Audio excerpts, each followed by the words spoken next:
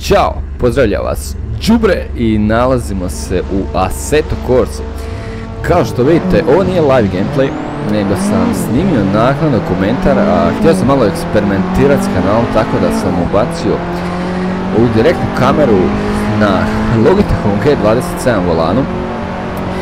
Izabrao sam jednu utrku koja je prilično meni bila zanimljiva, čak sam se malo uznojio.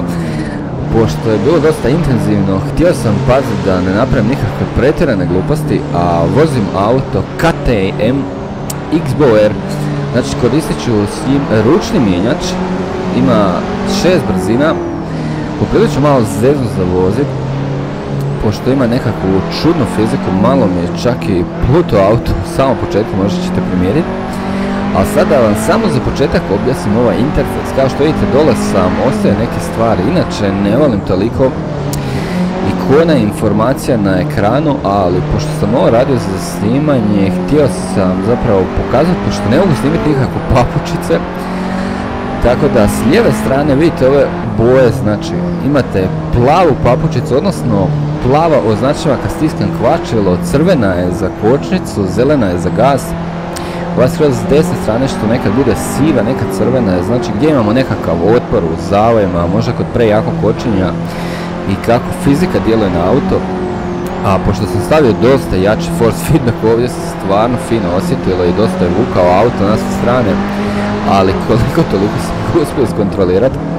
Ali kažem, radi se dosta o hardcore simulaciji, tako da je poprilično zeznuto dobiti taj osjećaj i pogoditi sve kako treba.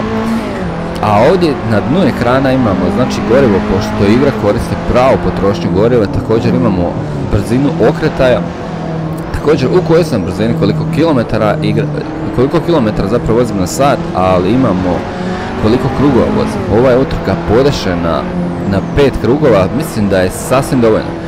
Možda će neke utrke biti eventualno 4-5 krugova, možda neke duže, to ću vidjeti kako će se sviđati ovaj video i koliko ću zapravo snimat na ovakav način, pošto nisam baš vidio da ima domaćih kanala koji ovo rade, a pošto obožavam simulaciju, puno vožnje igram, tako da uskoro će biti vjerojatno Project Cars, ali mislim da ću se u samom startu fokusirati na Assetto Corsa, pošto mi je puno teža, kompliciranija i treba stvarno dosta vježbe.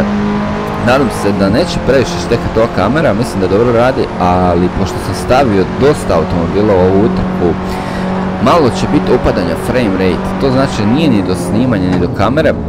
Ovdje je bio jedan mali sudar, ovo je jedini zapravo, mislim, malo jači kontakt u cijeloj utrci. Htio sam reći, malo ima upadanja frame rate, a pošto sam ovdje možda i previše automobila stavio na stazi, mislim da nas ima, evo, piše da 16 auta, mislim da je to već sasvim dovoljno i na nekim dijelima utrke opada frame rate, ali nije ništa pretjerano. Tako da ovo je zapravo prvi video koji planiram, zapravo ovakvih videa ću planirati vjerojatno naprijed puno više, ali vidjet ćemo kako će to sve ići, tako da uživajte u utrci.